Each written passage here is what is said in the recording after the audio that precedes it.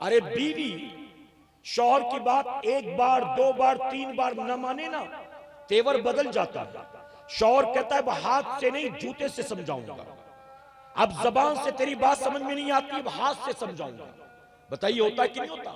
कभी तलाक की धमकी देता है, कभी घर से निकालने की धमकी देता है, कभी मारने पीटने की धमकी देता है।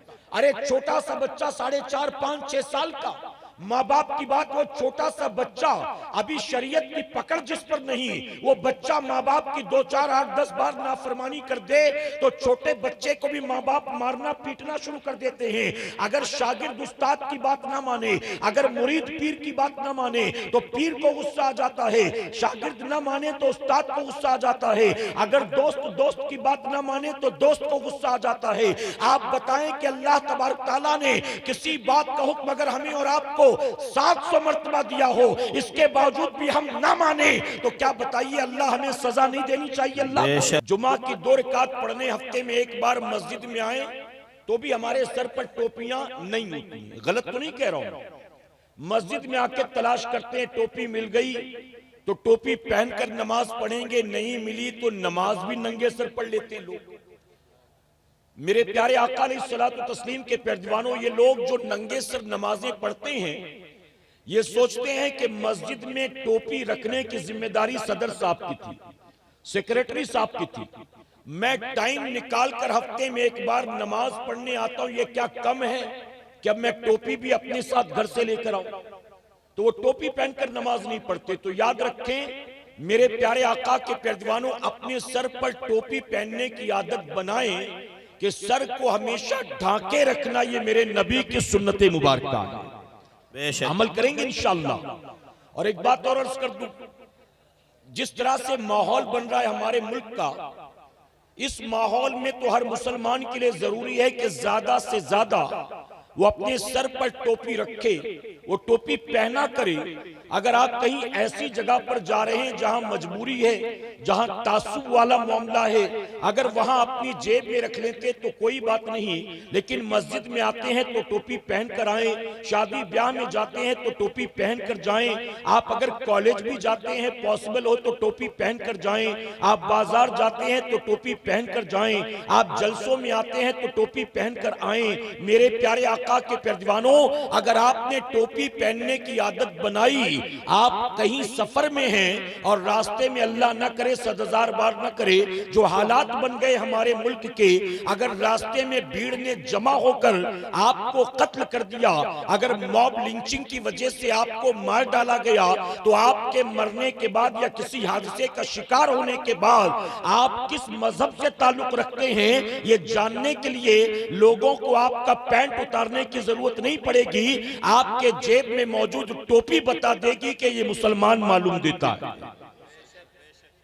तो टोपी पहनने की आदत बनाओ कि इंशाअल्लाह अपना भी सर ढाको, अपनी बीवी से कहो, अपनी बेटी से भी कहो कि वो सर को ढाके रखे।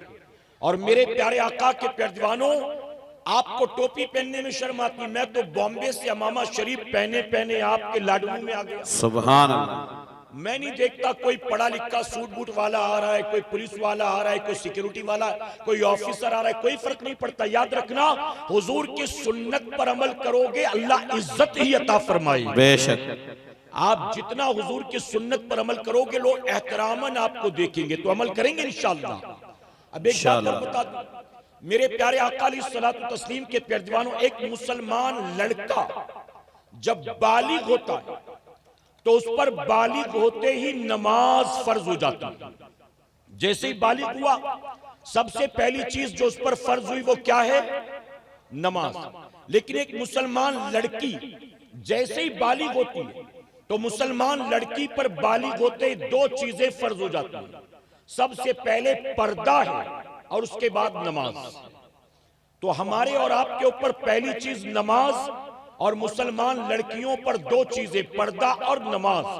तो इसकी खुद भी आदत बनाएं और घर की औरतों तक भी ये पैगाम पहुंचाएं कि इंशाअल्लाह। मेरे प्यारे आका अलैहिस्सलातु तस्लीम के पैरदीवानों, वक्त पहले ही काफी हो चुका है। मुझे बहुत सारी बातें आपके सामने रखनी थी, लेकिन बॉम्बे के हिसाब से आपके यहां पर सेरी का वक्त भी जल्दी खत्म हो जाता है। तो ज्यादा लंबी चौड़ी गुफ्तगू करने का या ज्यादा डिटेल में जाने का मौका नहीं है। मैं तेजी के साथ आगे बढ़ूंगा इस उम्मीद के साथ कि आप भी जिस्म के साथ जहन को हाजिर रखकर मेरी गुफ्तगू को सुनेंगे और इस नियत के साथ सुनेंगे कि इंशाअल्लाह आपको इन बातों पर अमल करना है। मेरे प्यारे आका के परदीवानों, 2019 से लेकर 2022 तक के हालात जो कुछ भी थे, आपने सब कुछ अपनी आंखों से देखा होगा। बताइए, देखा है ना आपने? बेशक। पैंडेमिक में, कोविड-19 के दौर में, लॉकडाउन के माहौल में आपने, हमने या हमारे बच्चों ने जो कुछ देखा, क्या बताइए हमसे पहले गुजरे लोगों ने तसव्वुर भी किया था कि कभी दुनिया में ऐसा वक्त भी आएगा, कभी दुनिया में ऐसे हालात बनेंगे, बाजार बंद होंगे, ट्रेनें बंद होंगी, फैक्ट्रियां बंद होंगी, दफ्तर बंद होंगे, फ्लाइट्स बंद होंगी, अपने घर से किसी को निकलने का इख्तियार नहीं होगा, न बाजार लगाने की इजाजत होगी। हालात ऐसे बनेंगे कि मैं अपने घर के बगल में मौजूद मस्जिद में जाकर नमाज़े जुमा अदा नहीं कर सकूंगा, तरावी अदा नहीं कर सकूंगा। शबे मेराज आए, शबे बारात आए, शबे कद्र आए, मैं अपने घर के बगल में मौजूद मस्जिद में नहीं जा सकूंगा। क्या आपने कभी सोचा था मेरे प्यारे आका अलैहिस्सलातु तस्लीम के परदीवानों, एक अनदेखे, अनछुए, अनजाने दुश्मन की वजह से, जिसको कोरोना वायरस कहा जाता है, पूरी दुनिया ठप हो गई थी और लॉकडाउन में आपने जो कुछ देखा है, हमने इससे पहले कभी तसव्वुर भी नहीं किया था कि एक वक्त दुनिया में ऐसा भी आएगा। हमारे घर के बगल में मौजूद मस्जिद नहीं, अरे वो खाने काबा जिसका तवाफ 24 घंटे जारी रहता है। जमात का वक्त होता है तो तवाफ रोक दिया जाता है, अलावा उसके 24 घंटे तवाफे काबा जारी रहता है। हजारों लोग बैक वक्त तवाफ करते रहते हैं। अभी तवाफ मुकम्मल नहीं हुआ, 2000 लोग और आ गए। अभी इनका तवाफ मुकम्मल नहीं हुआ, 50 लोग इंडोनेशिया से आ गए। अभी इनका तवाफ मुकम्मल नहीं हुआ, 40 लोगों का काफिला पाकिस्तान से आ गया। 24 घंटे तवाफ जारी रहता है।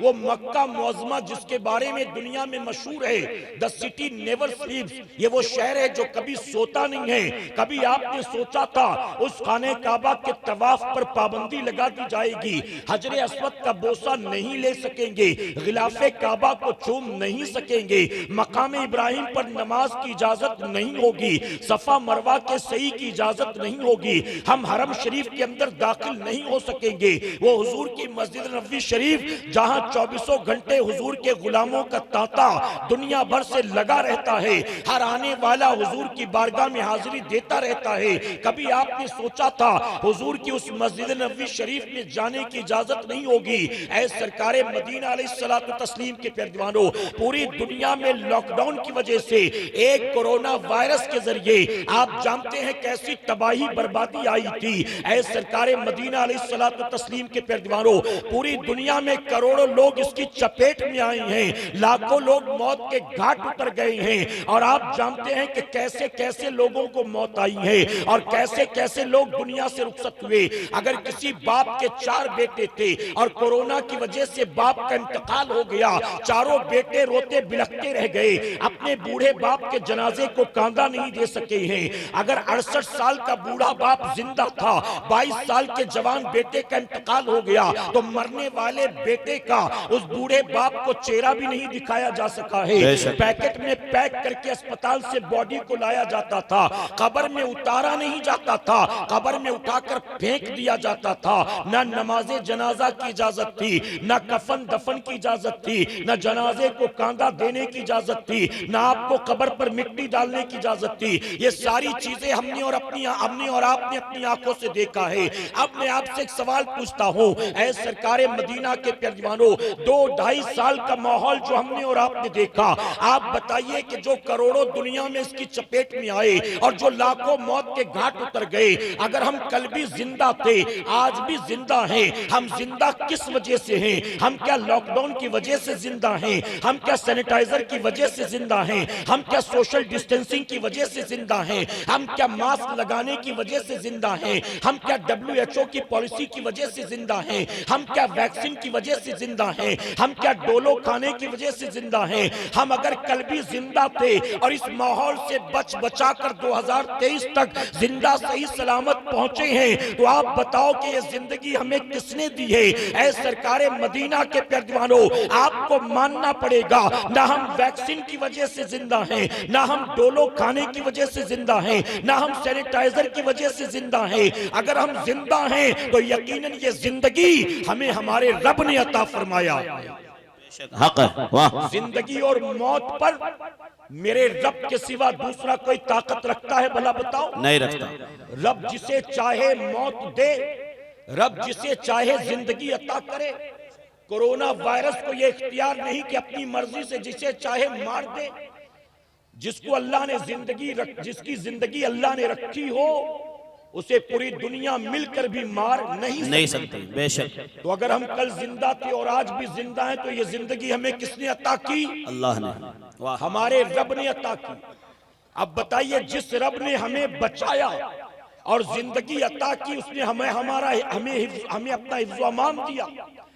क्या अब वो वक्त नहीं आया कि जिस रब ने हमें बचाया है उस रब की बारगाह में रुजू कर ले? बेशक, बहुत अच्छा। सुलह कर ले। क्या अभी वक्त नहीं आया कि सुधर जाएं? क्या अभी वक्त नहीं आया कि सही मायनों में इस्लाम के मानने वाले बन जाएं, सही मायनों में शरीयत और सुन्नत पर चलने वाले बन जाएं? ऐ सरकारे मदीना अलैहिस्सलातु तस्लीम के प्यारेवानों, मैं बहुत माजरत के साथ उलमा की मौजूदगी में कहूंगा, जब तक लॉकडाउन की वजह से मस्जिदों पर ताले बंद थे, हमारी कौम का जवान बड़ा परेशान था। बाजार धीरे धीरे खुल गए, मस्जिद पता नहीं कब खुलेगी। अब तो रेस्टोरेंट भी खुल गए, मस्जिद पता नहीं कब खुलेगी। अब तो फ्लाइटें भी चलने लगी, मस्जिद पता नहीं कब खुलेगी। हमने सोचा शायद ये सब कुछ देखकर सुधर गया होगा, शायद नमाजी बन गया होगा, शायद नेक बन गया होगा, इसलिए मस्जिद की फिक्र कर रहा है। लेकिन जब मस्जिद से पैरा उठाया गया, हमने देखा वो जवान जो मस्जिद बंद थी तो परेशान था, हमें फज्र में नजर नहीं आया, हमने देखा तो जोहर में नजर नहीं आया, हमने देखा तो असर मगरिब में नजर नहीं आया। हम तलाश करते रहे जब तक लॉकडाउन की वजह से मस्जिद बंद थी, तुझे बड़ी फिक्र थी मस्जिद की, लेकिन मस्जिद खुल गई, अब तो मस्जिद में नजर नहीं आता। हमने देखा तो वो आया पलट कर फिर मस्जिद में हफ्ते में एक बार जुमा की 2 रकात पढ़ने के लिए आया। ऐ सरकारे मदीना के प्यारेवानों, अरे लॉकडाउन में मेरी कौम का जवान अपने घर में कैद था, इसके बावजूद न मुसल्ले पर बैठकर रब की बारगाह में तौबा इस्तगफार कर रहा था, न मरने वालों के लिए दुआ कर रहा था, न बच्चे वालों के लिए हिफाजत की दुआ कर रहा था, बल्कि कोरोना की वजह से वो घर से बाहर नहीं निकल सकता। अगर निकलता है तो पुलिस के डंडे खाने पड़ते हैं, मजबूरन घर के अंदर बैठा है, लेकिन घर के अंदर बैठे बैठे ना कुरान की तिलावत करता है, ना अल्लाह के सजदे करता है, ना नबी पर दुरूदो सलाम भेजता है, बल्कि अपने घर में कैद होकर भी पूरी रात पबजी खेल रहा है, पूरी रात टिकटॉक पर लगा है, पूरी रात लूडो खेलता है, पूरी रात जंगली रमी खेलता है, पूरी रात जो है फेसबुक और व्हाट्सएप पर लगा है। ऐ सरकारे मदीना के प्यारेवानों, अरे ये सारे हालात अपनी आंखों से देखने के बाद भी अगर नहीं सुधरोगे तो बताओ, क्या जब मौत का फरिश्ता सिरहाने आकर खड़ा होगा और रूह को खींचना शुरू करेगा, तब कहोगे कि मोहलत दे दे कि नमाज पढ़ लूं, मोहलत दे दे कि कुर्ता पैजामा पहन लूं, मोहलत दे दे कि मैं दाढ़ी रख लूं, मोहलत दे दे कि मैं अल्लाह की बारगाह में तौबा कर लूं? अरे मौत का फरिश्ता जब सिरहाने आकर खड़ा होगा, हमारी और आपकी औकात क्या है? ऐ सरकारे मदीना के प्यारेवानों, अपनी बादशाहत की वजह से, अपनी फौज की वजह से, तख्त ताज हुकूमत की वजह से जिस फिरौन ने खुदाई का दावा कर दिया था, क्या बताओ मौत के फरिश्ते ने उसको मोहलत दी है? जो नमरूद जबरन खुदा बना बैठा था, क्या मौत के फरिश्ते ने उसको मोहलत दे दी है? अरे वो कारून जिसके पास दुनिया के खजानों की कोई कमी नहीं थी, क्या मौत के फरिश्ते ने उसको मोहलत दे दी है? अरे अरे वो शद्दाद जो अल्लाह के मुकाबले में आया था और कहा लोग अल्लाह की इबादत क्यों करते हैं, ताकि उनको जन्नत मिल जाए, मुझे अल्लाह की जन्नत की कोई जरूरत नहीं है, मैं जमीन पर अपनी जन्नत बनाऊंगा। मालो दौलत के नशे में चूर शद्दाद ने जमीन पर जन्नत बना ली थी। अल्लाह ने जब तक जन्नत बन रही थी उसको जिंदगी दी, लेकिन जब जन्नत तैयार हो गई और वो जन्नत में पहला कदम रखने वाला था, अपनी बनाई जमीनी जन्नत में जब पहला कदम रखने वाला था, मौत के फरिश्ते ने रूह को कब्ज कर लिया और वो अपनी बनाई जन्नत में ना जा सका, बल्कि बाहर मुंह के बल गिर गया। अल्लाह ने शद्दाद की उस जगह पर रूह को कब्ज करके बता दिया, अरे जन्नत तेरी बनाई हो या मेरी बनाई हो, बिन मौला की मर्जी के कोई इंसान जन्नत में नहीं जा सकता। बेशक बेशक, बहुत खूब, माशाअल्लाह। लेकिन हम और आप सुधरने को तैयार नहीं। मैं आपसे सवाल पूछता हूं, 2019 में बहुत सारे हमारे अपने जो माह रमजान में हमारे साथ थे, उन्हें 2020 का माह रमजान नहीं मिला। बेशक जो 2020 में थे बहुत से उनमें ऐसे थे जिन्हें 2021 का माह रमजान नहीं मिला। जो 2021 तक मौजूद थे उनमें से बहुत से ऐसे जिन्हें 2022 का माह रमजान नहीं मिला। अल्लाह ने हमें 19 का भी अता किया, 20 का भी, 21 का भी, 22 का भी, 2023 का भी। ऐ मुसलमानों, कयामत तक माह रमजान के आने जाने का सिलसिला जारी रहेगा। अब 2023 के बाद हमें माह रमजान मिलेगा कि नहीं मिलेगा, क्या आप में से कोई बता सकता है? नहीं बता सकते। अरे वो डॉक्टर जो मरीज को दवा देता है कॉन्फिडेंस के साथ, 3 दिन का कोर्स पूरा कर लो तुमको आराम हो जाएगा, ये 3 खुराक खा लो तुमको मुकम्मल शिफा मिल जाएगी। वो जो पूरे कॉन्फिडेंस के साथ दवाइयों के भरोसे मरीज को भरोसा देता है कि जा 3 दिन ये खुराक खा तुझे आराम हो जाएगा, वो डॉक्टर भी इस बात की गारंटी नहीं देता कि मरीज के 3 दिन का कोर्स पूरा होने तक वो डॉक्टर भी जिंदा रहेगा कि नहीं रहेगा। बेशक, बहुत खूब। याद रखो मुसलमानों, कल जिंदा थे, आज भी जिंदा हो, तो ये मेरे रब का हम पर और आप पर बड़ा एहसान है। बेशक, कल जिंदा रहोगे इसकी कोई गारंटी है? आज दुनिया में इस्लाम और मुसलमानों के खिलाफ क्या कुछ मंसूबा बंदी हो रही है। हम जब अपने मोबाइल के स्क्रीन पर देखते हैं मॉब लिंचिंग हो गई, किसी मुसलमान को जला दिया गया, हम देखते हैं, हमें देखने के बाद अफसोस होता है, गुस्सा आता है, लेकिन फिर उसको स्क्रॉल करते हैं और नीचे दूसरी वीडियो देखते तो मुस्कुराने लगते हैं, फिर तीसरी वीडियो देखते तो हंसने लगते, फिर चौथी वीडियो देखते तो भूल जाते उसको। उसके बाद हम कहां जाते हैं? ऐ सरकारे मदीना अलैहिस्सलातु तस्लीम के पैरवानों, आज पूरी दुनिया इस्लाम और मुसलमानों के खिलाफ तरह तरह के मंसूबे बना रही है और हमारी कौम के लोग इंटरनेट, टिकटॉक, यूट्यूब और फेसबुक में खोए हुए, इन्हें कोई खबर ही नहीं दाएं क्या हो रहा है, बाएं क्या हो रहा है, हमारे खिलाफ क्या मंसूबे, कुछ फर्क नहीं पड़ता।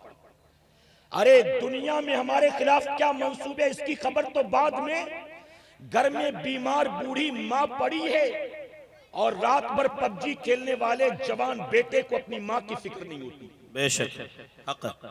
बाप शाम से सर दर्द की वजह से करा रहा है, लेकिन रात भर यूट्यूब पर लगे हुए नौजवान बेटे को अपने बाप की क्या खबर। बताइए, गलत तो नहीं कह रहा हूं? हक है। घर के कोने में बैठा 20-22 साल का जवान बेटा घर के कोने में बैठा रात को पबजी खेल रहा है। बूढ़ी मां ने बिस्तर पर लेटे लेटे कहा, बेटा जरा थोड़ा सा पानी पिला दे। जवान बेटा कहता, अम्मी रुको 2 मिनट में लाता, और वो अपने पबजी में लगा हुआ। मां 2 मिनट के बाद कहती, बेटा पानी नहीं लाया, प्यास लगी। तो बेटा कहता, अम्मी रुको 1 मिनट में लाता, और वो क्या कर रहा है, 1 को मार लूं तो मां को पानी देता, 2 को मार लूं तो मां को, जब तक भले मां मर जाए उसकी फिक्र नहीं। यहां पबजी में मार रहा है वो दुश्मन को, पबजी खेलने में लगा है। यहां तक कि मां ने 2-3 बार आवाज दी, बेटा अपने मोबाइल में इतना मस्त था कि मां को पानी पिलाने के लिए उठा नहीं। बूढ़ी मां खुद रात के अंधेरे में उठी, बिस्तर से गई पानी लेने, पानी पीने के बाद पलटी ठोकर लगी, गिर गई। गिरने के बाद खुद ही उठी, जाकर बिस्तर पर लेट गई, अपना सर पकड़कर, घुटने पकड़कर जहां लगा था उसको दबाते हुए ऐ सरकारे मदीना के पर्दवानों में आपसे सवाल पूछता हूँ, एक माँ बाप अपनी औलाद के लिए पूरी जिंदगी क्या कुछ कुर्बानियां दिया करते हैं। अरे अपनी औलाद को आला से आला तालीम देने के लिए, अपनी औलाद को अच्छा खिलाने पिलाने के लिए, अपनी औलाद को अपने से बेहतर पहनाने उड़ाने के लिए, अपनी औलाद को अपने से बेहतर जिंदगी और लाइफस्टाइल देने के लिए, अपनी औलाद के स्टेटस और वकार को बढ़ाने के लिए माँ बाप जिंदगी भर कितनी कुर्बानियां देते हैं। लेकिन जब वही बेटा जवान होता है, रात भर मोबाइल में लगा रहता है, अपनी बूढ़ी माँ की फिक्र नहीं करता, अपने बूढ़े बाप को एक घूंट पानी नहीं पिलाता। मैं उन तमाम वालिदैन से कहता हूँ, अरे जिनके जवान बच्चे उनकी मौजूदगी में उन्हें एक घूंट पानी पिलाने को तैयार नहीं है, उनका सर उनका पैर दबाने को तैयार नहीं है, जब वो माँ बाप मर जाएंगे तो क्या बताओ ये औलाद अपने माँ बाप के लिए सदक़े जारिया बनेगी? हरगिज़ नहीं। ये औलाद माँ बाप की कब्र पर, अरे जब माँ बाप जिंदा थे तुझे उनकी फिक्र नहीं, उनकी कब्र पर जाकर तू यासीन शरीफ पढ़ेगा, उनके लिए तू इसाले सवाब करेगा, जीते जी उनके काम ना आया, मरने के बाद क्या काम आएगा? मेरे प्यारे आका के पर्दवानों, माह रमजान चल रहा है। आपने सुना होगा बड़ी मशहूर हदीस मुबारक, आज फिर मौके के एतबार से आपके सामने अर्ज करता हूं। जुमा का दिन था माह रमजान में, हुजूर अकरम सल्लल्लाहु अलैहि वसल्लम जुमा का खुतबा देने के लिए मस्जिद में तशरीफ लाए, जुमा नमाज पढ़ाने के लिए। आप जब मिंबर पर तशरीफ ले जाते हैं खुतबा पढ़ने के लिए, जैसे ही हुजूर अकरम सल्लल्लाहु अलैहि वसल्लम ने पहली सीढ़ी पर कदम रखा, आपने फरमाया आमीन। आपने सुना नहीं इस हदीस शरीफ को? इस हदीस मुबारका की रोशनी में जो बात अर्ज करना चाहता हूं उसकी तरफ तवज्जो दी। मेरे आका सल्लल्लाहु अलैहि वसल्लम ने पहली सीढ़ी पर कदम रखा, फरमाया आमीन। आपने दूसरी सीढ़ी पर कदम रखा, फिर से फरमाया आमीन। आपने तीसरी सीढ़ी पर कदम रखा, फरमाया आमीन। सहाबा इकराम खिलाफे मामूल अमल देखकर हैरान थे। हुजूर अकरम सल्लल्लाहु अलैहि वसल्लम ने इससे पहले ऐसा कभी नहीं किया, आज ऐसा क्यों कर रहे हैं? लेकिन किसी ने सवाल न पूछा। जब नमाज मुकम्मल हो गई तो चंद सहाबा ने अर्ज किया कि या रसूलल्लाह सल्लल्लाहु अलैहि वसल्लम, आपने हर सीढ़ी पर कदम रखते हुए आमीन क्यों फरमाया? तो जानते हो मेरे आका क्या फरमाते हैं? फरमाते जैसे ही मैं मिंबर पर चढ़ने लगा, जिब्राइल अलैहिस्सलाम हाजिर हुए और मैंने पहली सीढ़ी पर कदम रखा तो जिब्राइल ने यूं दुआ की, हलाक हो जाए वो शख्स जिसे माह रमजान मिले और वो अपनी बख्शिश न करा सके। बाज उलमा ने लिखा, जिब्राइल ने यूं दुआ की, अल्लाह की रहमत से दूर हो जाए वो शख्स जिसे माह रमजान मिले और वो अपनी निजात ना करा सके। आका फरमाते इस पर मैंने आमीन कहा। उसके बाद मैंने दूसरी सीढ़ी पर कदम रखा तो जिब्राइल अलैहिस्सलाम ने यूं दुआ की, हलाक हो जाए वो शख्स या अल्लाह की रहमत से दूर हो जाए वो शख्स जिसे उसके माँ बाप बुढ़ापे में मिले या उनमें से कोई एक बुढ़ापे में मिले और वो उसकी खिदमत करके अपनी बख्शिश न करा सके। आका फरमाते मैंने इस पर भी आमीन कहा। उसके बाद हुजूर अकरम सल्लल्लाहु अलैहि वसल्लम फरमाते हैं, जब मैंने तीसरी सीढ़ी पर कदम रखा तो जिब्राइल ने यूं दुआ की, हलाक हो जाए वो शख्स जिसके सामने आपका नाम लिया जाए और वो आप पर दुरूद सलाम न भेजे। आका फरमाते मैंने इस पर भी आमीन कहा। ऐ सरकारे मदीना अलैहिस्सलातु तस्लीम के पेशवानों, अब यहाँ जानते हो सूफिया क्या फरमाते हैं? सूफिया फरमाते हैं कि दुआ जिस महीने में की गई वो महीना तमाम महीनों का सरदार है।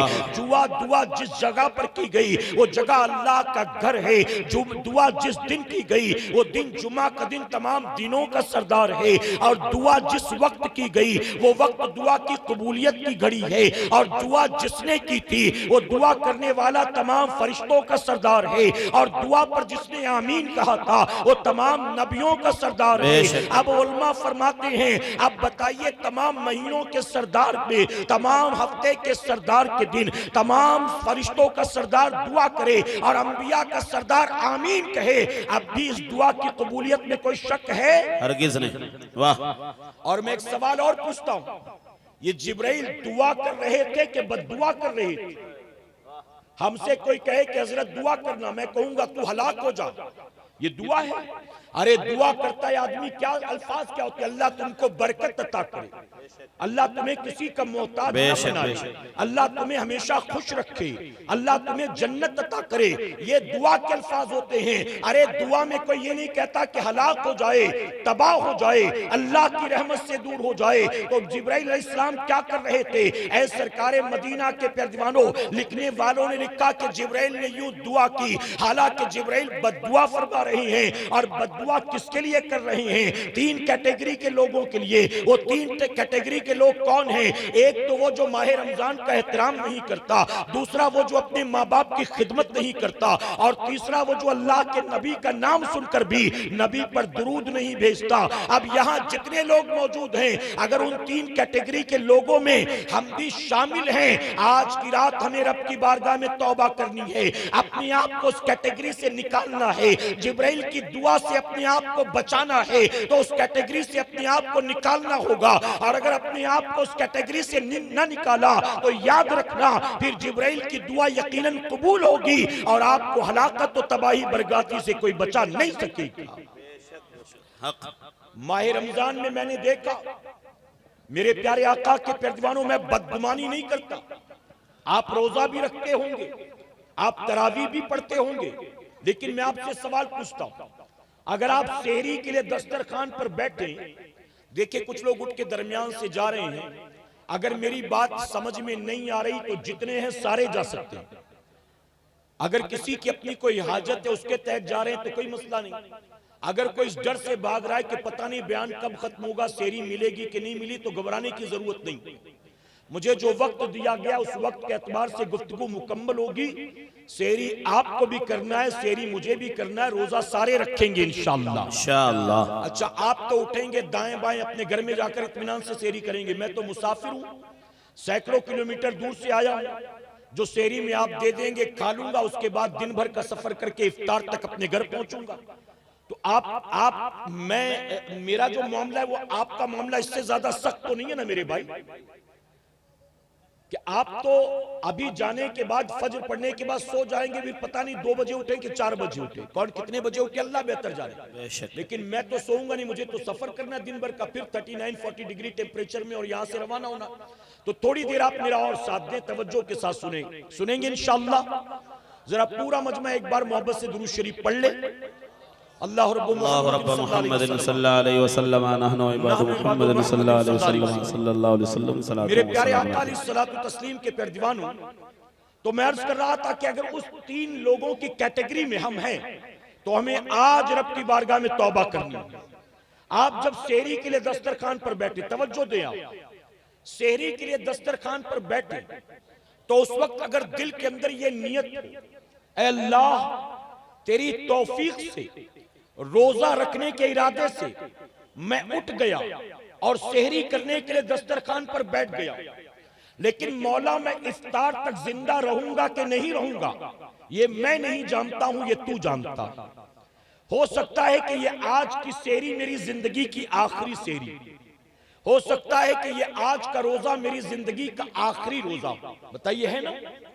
और अगर आप इफ्तार तक जिंदा रहे, दस्तरखान पर बैठ गए इफ्तार करने के लिए, तो इफ्तार करते वक्त आपके दिल दिमाग में ये ख्याल हो कि हो सकता है ये आज का मेरा इफ्तार जिंदगी का आखिरी इफ्तार, मुझे नहीं पता कि इसके बाद मुझे इफ्तार का मौका मिलेगा कि नहीं मिलेगा, बताइए, है ना।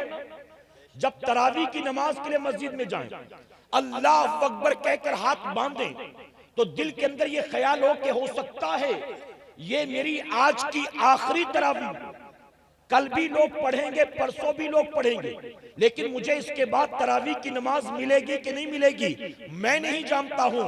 आप बताएं, जब एक मुसलमान की फिक्र ऐसी हो जाए, एक मुसलमान की सोच ऐसी हो जाए, तो क्या वो मुसलमान किसी एक दिन का भी रोजा छोड़ेगा? क्या वो मुसलमान किसी एक रात तरावी छोड़ेगा? नहीं।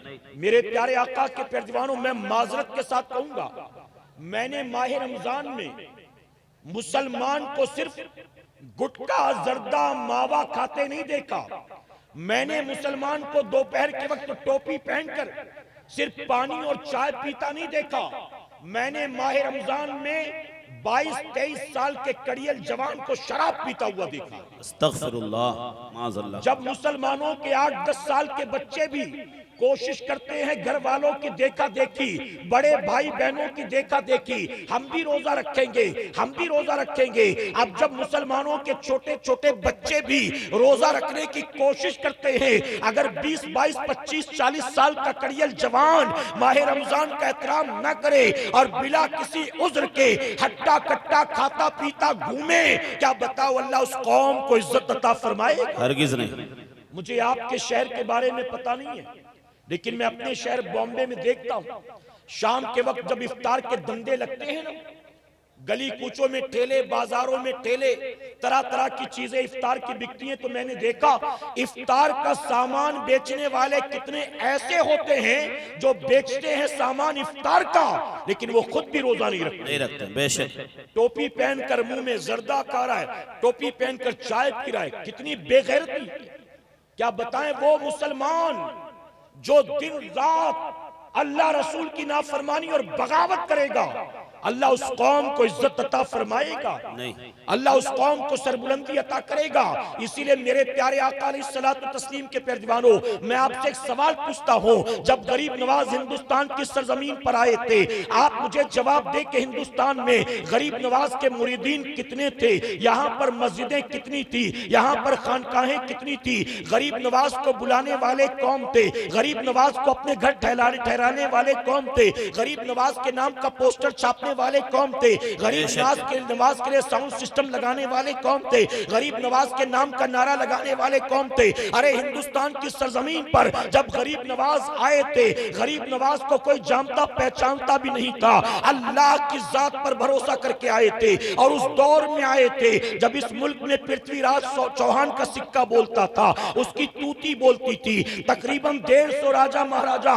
उसके अंडर में थे, और वो तमाम राजाओं का सबसे बड़ा राजा था। गरीब नवाज के मुकाबले में गली का कोई लौंडा नहीं आया था, कोई इलाके का सोशल वर्कर नहीं आया था, कोई कॉर्पोरेटर या काउंसलर नहीं आया था। जब गरीब नवाज हिंदुस्तान आए थे, उनके मुकाबले में कोई एमपी एमएलए नहीं आया था। जो हिंदुस्तान का राजा था वो गरीब नवाज के मुकाबले में आया था। आपने अपनी आंखों से देखा, ऐ सरकारे मदीना के पैरवानों, ना गरीब नवाज पीछे हटते हैं, ना गरीब नवाज सरेंडर करते हैं, ना गरीब नवाज कॉम्प्रोमाइज करते हैं। अल्लाह रसूल की जात पर भरोसा करके गरीब नवाज डटे रहे, और नतीजा क्या हुआ, जिसकी तूती बोलती थी उसका तख्ता पलट दिया गया, और कयामत तक के लिए गरीब नवाज को हिंद का राजा बना दिया। नारे तकबीर, नारे ख्वाजा का हिंदुस्तान, नारे तकबीर, सुभान। आज करोड़ों की तादाद में होकर भी जिल्लत रुसवाई क्यों है? उसकी वजह कि गरीब नवाज वो थे जिनका जीना भी अल्लाह के लिए था और जिनका मरना भी अल्लाह के लिए था। क्या बताइए, गरीब नवाज हमारे और आपकी तरह थे।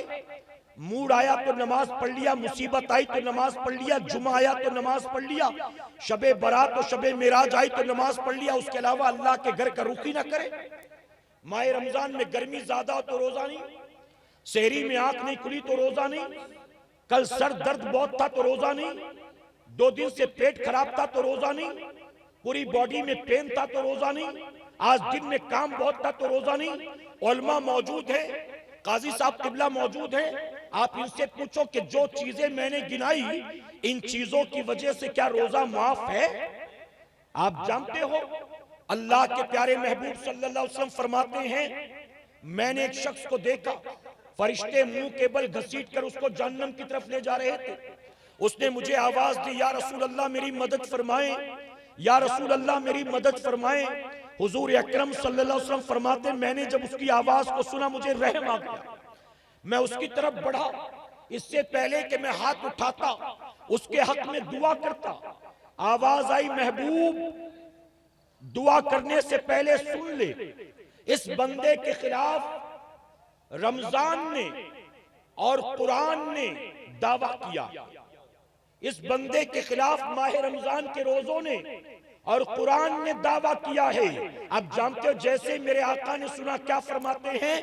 आप फरमाते, जिससे माह रमजान और कुरान बेजार हो, मैं खुद उससे बेजारी का इजहार करता हूं। नबी ने उसके हक में दुआएं नहीं की, आप जानते हो, मैं अपनी कौम के जवानों से कहता हूं, जो छोटे छोटे उज्र की बुनियाद रोजा नहीं रखते, नमाजें नहीं पढ़ते, सुनो, अगर इस्लामी हुकूमत हो तो शरीयत का हुक्म है, अगर कोई बिला उज्र शरई रोजा न रखे तो उसको कैद कर दिया जाए, 3 दिन तक उसको समझाया बुझाया जाए, अगर बाज आ जाए तौबा कर ले तो उसको आजाद कर दे, और अगर ना माने तो उसको कत्ल कर दिया जाए। हम जिस मुल्क में रहते हैं यहाँ इस्लामी हुकूमत नहीं है। आप पूरे महीने का रोजा न रखो, न इमाम साहब कैद कर सकते हैं, न कोई सजा दे सकते हैं, न संगसार करेंगे, न कत्ल करेंगे। ऐ सरकारे मदीना के पैरदीवानों, लेकिन याद रखना, अरे यहाँ इस्लामी हुकूमत नहीं थी, यहाँ रोजा छोड़कर तो यहाँ की सजा से बच गया, लेकिन आखिरत की सजा के बारे में तुझे कुछ एहसास है? फरमाया गया, जिस मुसलमान ने जानबूझकर एक दिन का रोजा छोड़ दिया, उसे जहन्नम की आग में 9 लाख साल तक जलाया जाएगा। एक रोजे के बदले 9 लाख साल तक जहन्नम की आग में जलाया जाएगा। क्या बताओ, आप बर्दाश्त कर सकते हो? तवज्जो है ना आपकी? बेशक आज बेशक। गर्मी 2-3 डिग्री टेम्परेचर बढ़ जाए तो बर्दाश्त नहीं, सर्दी ज्यादा हो तो बर्दाश्त नहीं, बारिश ना हो तो परेशान, बारिश होने लगे तो परेशान, अपनी पलकों का बाल आंख में चला जाए तो परेशान, मामूली चींटी कान में चले जाए तो परेशान, जिस्म के किसी हिस्से में बाल तोड़ हो जाए तो परेशान। ये मामूली मामूली तकलीफें जो बर्दाश्त नहीं कर पाता, एक रोजे के बदले 9 लाख साल तक जहन्नम की आग में जलाया जाएगा। क्या बताओ, बर्दाश्त कर सकोगे? मेरे प्यारे आका अलैहिस्सलातु तस्लीम के पैरदीवानों, आज किस महफिल पाक से हमें अल्लाह की बारगाह में तौबा करके उठना है। कहें इंशाअल्लाह, और बुलंद आवाज से कहें। मेरे प्यारे आका के पैरदीवानों, बहुत सारे मुसलमान ये समझते हैं, अब मैं 10-12 मिनट में अपनी गुफ्तगू समेटता हूं, इजाजत है आपकी? जी, इरशाद मेरी इरशाद। बातें समझ में आ रही ना आपकी? बेशक। बहुत सारे मुसलमानों ने यह समझ रखा है कि सारी इबादतें अल्लाह ने माह रमजान में एक साथ जमा कर दी। रोजा भी माह रमजान में, नमाज भी माह रमजान में, तिलावत भी माह रमजान में, ज़कात भी माह रमजान में, सदका भी माह रमजान में, और माह रमजान चला जाए तो फिर कुछ नहीं करना, फिर जुमा की 2 रकात और बरूज जिम्मा। याद रखें, माह रमजान में अल्लाह ने रोजे को फर्ज फरमाया, नमाज का ताल्लुक माह रमजान से नहीं है। नमाज आकिल और बालिग होने के बाद से लेकर जब तक मौत नहीं आती, पूरी जिंदगी हम पर और आप पर नमाज फर्ज। सुना है कि नहीं आपने पहले कभी? आकिल और बालिग होने के बाद से लेकर जब तक मौत नहीं आती, पूरी जिंदगी अल्लाह ने हम पर नमाज को फर्ज किया। अल्लाह का सजदा करने के लिए किसी बड़े दिन, किसी बड़ी रात, किसी बड़े महीने का इंतजार मत करो। 24 घंटे में 5 वक्त अल्लाह का सजदा करो। कहें इंशाअल्लाह। और मेरे प्यारे आका के दीवानों, अगर नमाज पढ़ोगे, अल्लाह ने इनाम का वादा फरमाया, और नहीं पढ़ोगे तो अल्लाह ने अजाब का वादा फरमाया। बेशक। अल्लाह ने वईद फरमाया। जानते हो कैसी? अल्लाह ने कुरान मुकद्दस में 2, 4, 10 जगह पर नहीं, सूफिया फरमाते तकरीबन 700 मकामात पर अल्लाह ने नमाज का हुक्म अता किया। बेशक। कितने मकामात पर? 700 मकामात पर अल्लाह ने कुरान मुकद्दस में तकरीबन 700 मकामात पर नमाज का हुक्म दिया। अब बताइए, हमारा रब किसी बात का हुक्म 700 बार दे और फिर भी हम ना माने, हमसे बड़ा भी इस कायनात में कोई बागी होगा? बिल्कुल नहीं। हमसे बड़ा कोई नाफरमान होगा? अरे बीवी शौहर की बात 1 बार 2 बार 3 बार न माने ना, तेवर बदल जाता है। शौहर कहता है, हाथ से नहीं जूते से समझाऊंगा, अब जबान से तेरी बात समझ में नहीं आती, अब हाथ से समझाऊंगा। बताइए, होता है कि नहीं होता? कभी तलाक की धमकी देता है, कभी घर से निकालने की धमकी देता है, कभी मारने पीटने की धमकी देता है। अरे छोटा सा बच्चा 4.5, 5, 6 साल का माँ बाप की बात, वो छोटा सा बच्चा अभी शरीयत की पकड़ जिस पर नहीं, वो बच्चा माँ बाप की 2, 4, 8, 10 बार नाफरमानी कर दे तो छोटे बच्चे को भी माँ बाप मारना पीटना शुरू कर देते हैं। अगर शागिर्द उस्ताद की बात ना माने, अगर मुरीद पीर की बात ना माने तो पीर को गुस्सा आ जाता है, शागिर्द ना माने तो उस्ताद को गुस्सा आ जाता है, अगर दोस्त दोस्त की बात ना माने तो दोस्त को गुस्सा आ जाता है।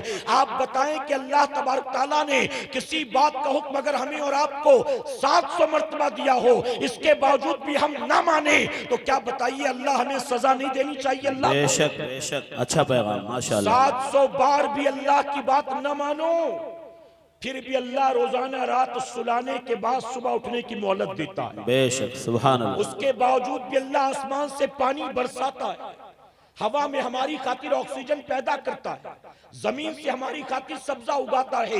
ऐ सरकारे मदीना के पैरवानों, अरे 700 बार नाफरमानी करने के बाद हमारा हाल तो ये होना चाहिए था, चलने वाले दिल की धड़कनों को रोक देना चाहिए था, सांसों को बंद कर देना चाहिए था, रात सोने के बाद सुबह उठने की मोहलत नहीं देनी चाहिए थी। हम कोई लुकमा उठाते तो मिट्टी बन जाता, हम खाने पीने की चीजें लेते तो सारी चीजें मिट्टी में तब्दील हो जाती। हम 700 बार रब की नाफरमानी करते हैं, फिर भी वो हम पर करम नवाजी करता है। अल्लाह हमें जगाता भी है, अल्लाह हमें खिलाता भी है। दिन को निकलते हैं काम पर तो अल्लाह दौलत भी देता है, अल्लाह इज्जत भी देता है। हम कहीं चले जाएं तो अल्लाह कामयाबी भी देता है। अरे नाफरमानी के बाद ये करम नवाजियां हैं, अगर सारे के सारे फर्माबरदार बन जाएंगे यकीनन वो दिन दूर नहीं है, अल्लाह हमें फिर से वही इज्जत अता करेगा जो इज्जत अल्लाह ने गरीब नवाज को अता फरमाया। सुभान अल्लाह, वाह बेशक बेशक।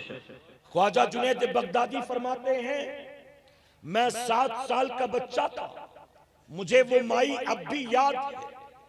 मैंने देखा एक माई नमाज पढ़ रही थी।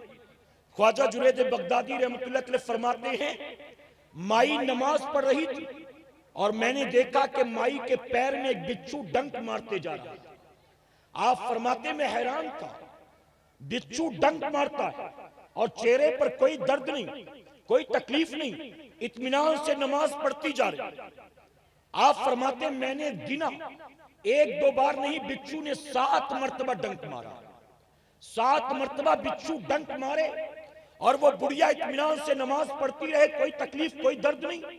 फरमाते जब माई ने सलाम फेरा, मैंने आगे बढ़कर सलाम किया और सलाम करके कहा, माई मैं हैरान हूं देखकर, आप नमाज पढ़ रही थी और आपके पैर में बिच्छू डंक मार रहा था, आपको दर्द ना हुआ, आपको तकलीफ न हुई।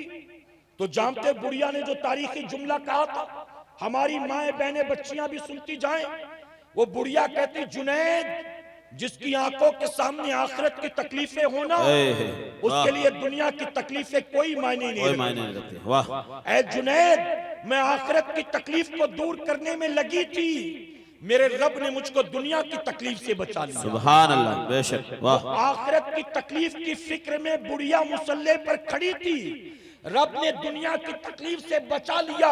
और आज का मुसलमान तकलीफ में इसलिए है क्योंकि आज के मुसलमान ने आखिरत को फरामोश कर रखा है। बेशक बेशक। कब्र में क्या होगा फिक्र नहीं, आईपीएल में क्या होगा इसकी फिक्र है, आज के मैच का क्या होगा इसका टेंशन है, मैन ऑफ द सीरीज कौन बनेगा इसका टेंशन है, मैन ऑफ द मैच कौन बनेगा इसका टेंशन है, फला की टीम जीतेगी कि नहीं जीतेगी इसका टेंशन है। हमें आपको मिलना क्या, भला बताओ, कुछ मिलना है? अच्छा जिसको चाहते हैं आप, जिसको चाहते हैं कि जीत जाए, अगर वो हार जाएगा तो क्या होगा? खाना नहीं खाओगे, घर को आग लगा दोगे, माँ बाप को छोड़ के जंगल में निकल जाओगे, क्या करोगे? क्या फर्क पड़ना हमारी और आपकी सेहत पर? और जिसको चाहते थे जीत जाए, अगर वो जीत गया तो आपको कुछ मिलेगा, उसको जितना मिला उसको उसमें से कुछ आपको देगा। ऐ सरकारे मदीना के परदीवानों, 2024 के इलेक्शन में क्या होगा मुसलमान को इसकी फिक्र तो है, आईपीएल का क्या होगा मुसलमान को इसकी फिक्र तो है, मेरा कब्र में क्या होगा इसकी फिक्र नहीं। बेशक बेशक। मैदाने कयामत में नामे अमाल दाहिने हाथों में दिए जाएंगे या मुंह के बल घसीट कर जहन्नम में डाला जाऊंगा, इसकी फिक्र नहीं है। कब्र जन्नत का बाग बनेगी कि जहन्नम का गड्ढा बना दी जाएगी, इसकी फिक्र नहीं है। कल कयामत के रोज मेरा फैसला क्या होगा, इसकी कोई फिक्र नहीं है। ऐ सरकारे मदीना के परवानों, हट्टे कट्टे तंदुरुस्त तवाना चल फिर रहे हो, ये मत समझना कि अभी तो अब्बा भी जिंदा है, अभी तो दादा भी जिंदा है। मौत का फरिश्ता आएगा तो पहले दादा को लेके जाएगा, उसके बाद अब्बा को लेकर जाएगा। तब तक तो मेरे बाल भी सफेद हो चुके होंगे, मैं भी अब्बा की तरह 2-4 जोड़ी कुर्ता पैजामा सिलवा लूंगा, तब मैं भी दाढ़ी रख लूंगा, तब मैं भी नमाजी बन जाऊंगा। हम इंतजार में बैठे हैं कि पहले दादा मरेंगे, फिर अब्बा मरेंगे, उसके बाद हमारा नंबर आएगा। तब तक तो हम अल्लाह की बारगाह में सुलह कर लेंगे। याद रखना मुसलमानों, अरे दुनिया में आने की तरतीब तो है लेकिन जाने की तरतीब नहीं है। हमने देखा कितने दादा मौजूद रहते हैं और गोद में मौजूद पोता दुनिया से चला जाता है। बेशक हक है। वाह। कोरोना काल में आपने देखा है कि नहीं देखा? शौहर रोता रहा, बीवी चली गई, बीवी रोती रही, शौहर चला गया, बच्चे रोते रहे, माँ बाप चले गए, माँ बाप रोते रहे, औलाद चली गई। किसी का भाई, किसी का बेटा, किसी का ससुर, किसी का बाप, किसी का चचा, किसी का दोस्त, किसी का पड़ोसी, किसी का समधी। ऐ सरकारे मदीना के परवानों, हम कोई अमृत पीकर नहीं आए हैं, हम कल जिंदा थे, अल्लाह का शुक्र अदा करो। हम कल तक जिंदा रहेंगे, इसकी कोई गारंटी नहीं है। याद रखना, दुनिया वाले जितने ऐप बनाते हैं, हर ऐप का डाउनलोड करना क्या हमारे मोबाइल में कंपलसरी है? आप मुसलमानों के, मुसलमान जवानों के मोबाइल में देख लो, दुनिया भर के ऐप भरे पड़े होंगे। ये गेम, वो गेम, ये सोशल मीडिया प्लेटफॉर्म, वो प्लेटफॉर्म, दिन रात इसी में लगा हुआ है। वो समझता है इसमें कामयाबी है, इसमें इज्जत है। मैं आपसे पूछता हूं, 2-2.5 साल तक जब लॉकडाउन लगा था, आपने इंटरनेट पर सिवाय टाइम पास करने के कोई हुनर हासिल किया है, कोई इल्म हासिल किया है, कोई स्किल डेवलप किया है? अरे 2-2.5 साल के अंदर जब घर में पड़े थे, आपको पढ़ना लिखना नहीं आता, आप कुरान नहीं सीख सकते थे, आप बताइए नमाज नहीं सीख सकते थे, आप गुस्ल के वजू के मसाइल नहीं सीख सकते थे। अरे 2-2.5 साल का मौका मिला था, आप चाहते तो कितना कुछ दीन की बातें सीख सकते थे, लेकिन आपने वक्त को जाये कर दिया। ऐ मुसलमानों, फिर ये मौका जिंदगी में मिलेगा कि नहीं मिलेगा हम नहीं जानते हैं। इसलिए आज आप तमाम से गुजारिश करता हूं, अल्लाह की बारगाह में तौबा करके उठना, अल्लाह की बारगाह में रुजू करके उठना। हमारी जिंदगी मोबाइल के एक्सचेंज के स्क्रीन में उलझ कर रह गई है। हम दिन रात इसी को स्क्रॉल करते रहते हैं। हर किसी का स्क्रीन टाइम देख लो, कितने घंटे अपने मोबाइल के पीछे खर्च करता है। मैं उलमा की मौजूदगी में कहता हूं, अपने मोबाइल को 10 घंटे नहीं, अगर 14 घंटे भी तू देखता रहे, अगर 22 घंटे भी तू देखता रहे, तेरे नामे आमाल में कोई नेकी नहीं लिखी जाएगी। लेकिन अगर मोबाइल को साइड में करके एक बार बूढ़ी माँ के चेहरे को देखेगा, नबी ने फरमाया अल्लाह तुझे मकबूल फरमाएगा।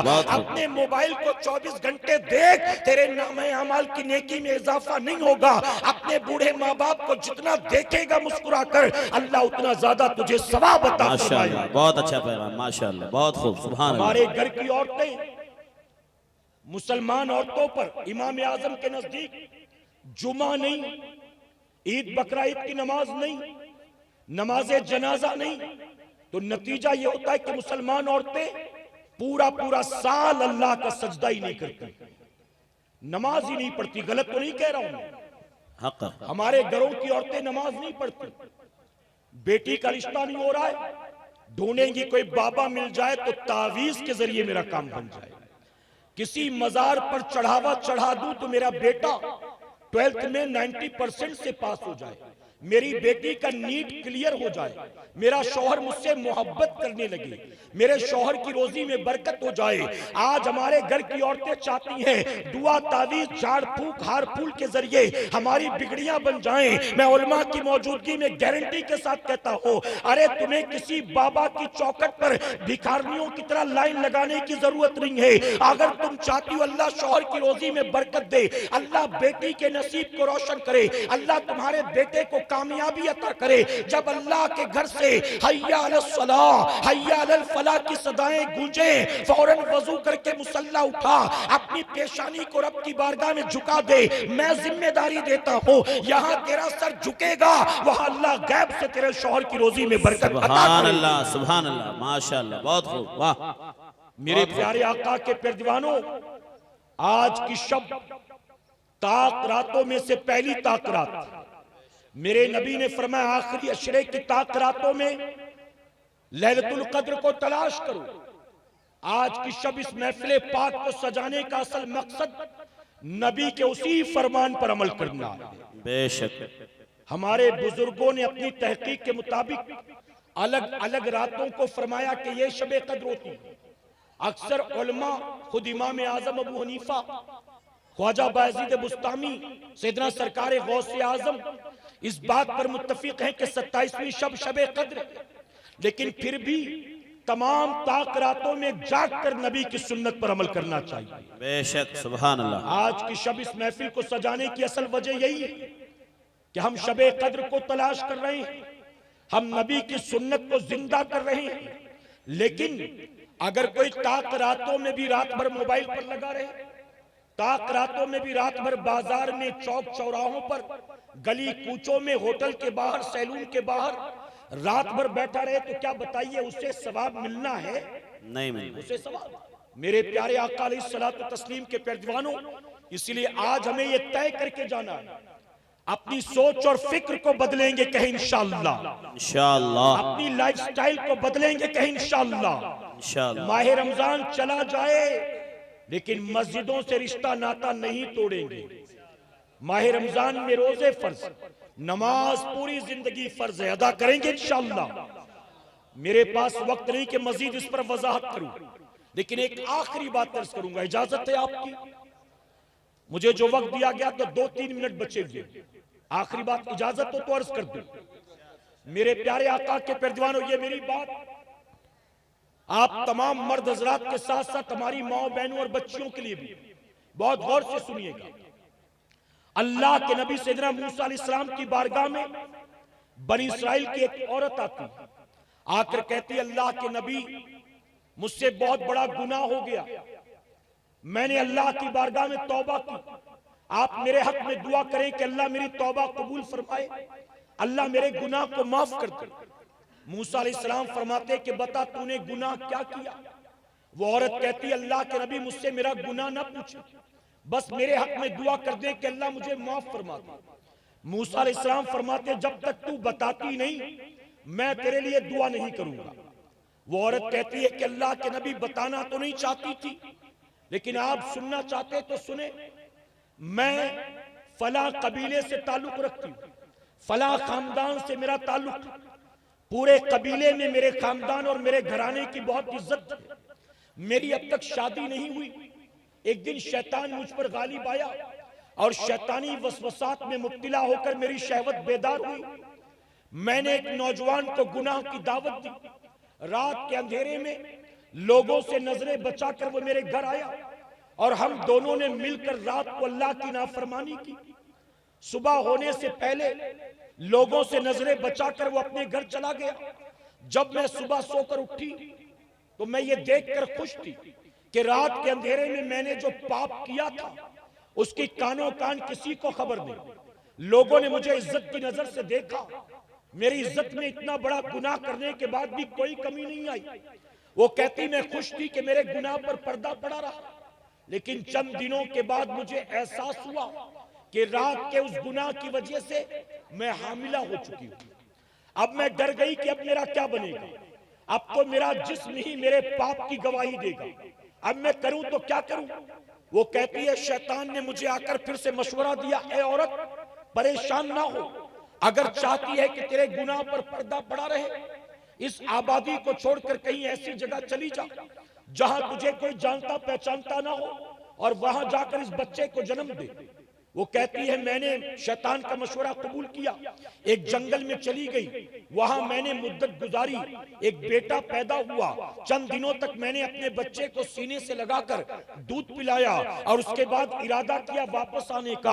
अब जब वापस आने का मैंने इरादा किया, मेरे सामने मुसीबत का एक बहुत बड़ा पहाड़ था। वो ये था कि बच्चे का करूं तो क्या करूं, अगर लेकर जाती हूं तो लोग कहेंगे आखिर ये बच्चा किसका है, तो बिन ब्याही मां कैसे बन गई, और अगर छोड़कर जाती हूं तो या तो भूख प्यास की वजह से मर जाएगा या तो जंगली दरिंदे इसको नोच कर खा जाएंगे। अब मैं करूं क्या करूं, इस बच्चे का समझ में नहीं आता था। शैतान ने मुझको फिर से मशवरा दिया। शैतान ने कहा ए औरत, अगर चाहती है कि तेरे सारे गुनाहों पर पर्दा पड़ा रहे तो बच्चे की मोहब्बत में मत पड़, जैसे तन्हाई में जन्म दिया है ऐसे ही तन्हाई में इसका गला घोंट दे।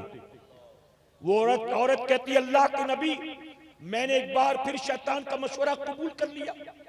मैंने उस बच्चे को जिसे 9 माह तक कोख में पाला था, अपनी जान को दांव पर लगाकर जिसे जन्म दिया था, अपने सीने से लगाकर जिसे सुबह शाम दूध पिलाया था, अपने उसी बच्चे के नरम नाजुक गले को अपने हाथों से मैंने दबाना शुरू कर दिया, यहां तक कि मेरा बच्चा तड़पते तड़पते आखिरी हिचकी लेता है। जब उसने आखिरी हिचकी ली, उसका जिस्म ढीला पड़ गया, मुझे यकीन हो गया कि वो मर चुका है। मैंने जमीन खोदी, उसको दफन किया और वापस अपनी आबादी में चली आई। जब मैं पलट कर आई, किसी को कानों कान पता नहीं मैंने कितने बड़े बड़े जुर्म किए हैं। लोगों ने मुझे इज्जत की नजर से देखा, लोगों ने मुझे सलाम किया, लोगों ने मुझे एहतराम किया। ऐ मूसा अलैहिस्सलाम, आज एक तवील अरसा गुजर चुका है, एक लंबी मुद्दत के बाद आज मेरा ज़मीर जागा है, आज मेरी गैरत बेदार हुई है, आज मेरा दिल पुकार पुकार कर कहता है तूने दुनिया में जो कुछ किया, तेरे तमाम गुनाहों पर पर्दा पड़ा रहा, लेकिन कयामत के बारे में तूने सोचा है? कल कयामत में अल्लाह तेरे एक एक गुनाह से पर्दा उठाएगा, तेरी कलई खुल जाएगी। उस वक्त बता तेरी इज्जत का क्या होगा, उस वक्त तेरे एहतराम का क्या होगा। वो कहती अल्लाह के नबी, जब मेरे दिल में ख्याल पैदा हुआ, मैंने अल्लाह की बारगाह में तौबा की, आपसे चाहती हूं कि आप मेरे लिए दुआ कर दे। जैसे जमीन पर गुनाहों पर पर्दा पड़ा रहा, ऐसे ही आखिरत में भी मेरे गुनाहों पर पर्दा पड़ा रहे। मूसा अलैहिस्सलाम ने जैसे ही ये सुना, आपको जलाल आ गया, आपने अपने चेहरे को फेर लिया, आपने फरमाया कि ऐ औरत, इतने बड़े बड़े पाप करने के बाद चाहती है मैं तेरे लिए दुआ करूं, निकल जा मेरे घर से, इससे पहले कि अल्लाह का अजाब तुझ पर नाजिल हो, मेरे कमरे से बाहर चली जा। उस औरत ने रोते हुए आपके कदमों को पकड़ लिया। मूसा अलैहिस्सलाम फरमाते तू जाती है कि नहीं जाती? अगर नहीं गई तो धक्के मार कर निकाल दूंगा। रोती बिलखती बनी इस्राइल की वो औरत मूसा अलैहिस्सलाम के कमरे से बाहर चली जाती है। अभी उस औरत का चंद कदम जाना था, जिब्राइल अलैहिस्सलाम मूसा अलैहिस्सलाम की बारगाह में हाजिर आते हैं, अर्ज करते हैं अल्लाह के नबी, अल्लाह फरमाता है मूसा से जरा पूछो तो सही, आखिर मूसा ने उस औरत के लिए दुआ क्यों नहीं की? मूसा अलैहिस्सलाम फरमाते हैं जिब्राइल तूने नहीं देखा कितने बड़े बड़े गुनाह करके आई थी और चाहती थी कि मैं उसके लिए दुआ कर दूं, उसका गुनाह माफी के लायक नहीं है, उसको अल्लाह कभी माफ नहीं करेगा। तो जानते हो उस पर जिब्राइल अलैहिस्सलाम क्या अर्ज करते हैं? अर्ज करते हैं अल्लाह के नबी, अल्लाह फरमाता है क्या मैं मूसा को यह ना बता दूं इस औरत से बड़ा गुनाहगार कौन होता है? मूसा अलैहिस्सलाम ने सुना तो कांप गए, इस औरत से बड़ा गुनाहगार कौन होगा? अरे एक औरत जो बदकारी करती है, एक औरत जो नाजायज बच्चे को जन्म देती है, एक औरत जो अपने नन्हे बच्चे का गला घोंटती है, इतने बड़े बड़े पाप करती है, इस औरत से बड़ा पापी कौन होगा?